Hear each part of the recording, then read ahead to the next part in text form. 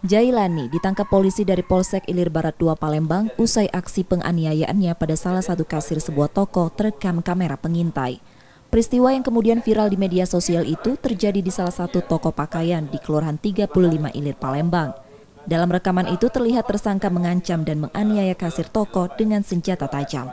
Pada polisi, tersangka mengaku melakukan perbuatannya karena marah saat korban menolak pembayaran belanjaannya sebesar Rp50.000, tidak sesuai dengan total belanja sebesar Rp350.000.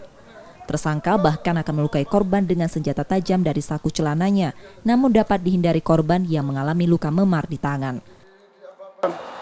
Di daerah Tangga Buntung sini, toko baju, ya, di situ si pelaku mengancam meminta pakaian dengan cara paksa. Begitu tidak dikomplain oleh si korban bahwa dia ingin ngambil bank itu dan tidak mau bayar, sehingga si pelaku langsung mengancam dan langsung menebas.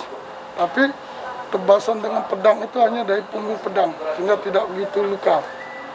Dan begitu kita dapat laporan dari masyarakat, langsung kita kejar.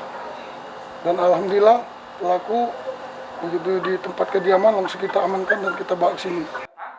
Tersangka kini ditahan di tahanan Polsek Ilir Barat 2 Palembang dan terancam hukuman di atas 5 tahun penjara. Reski Oktora, Muklas Diferensial, Kompas TV Palembang, Sumatera Selatan.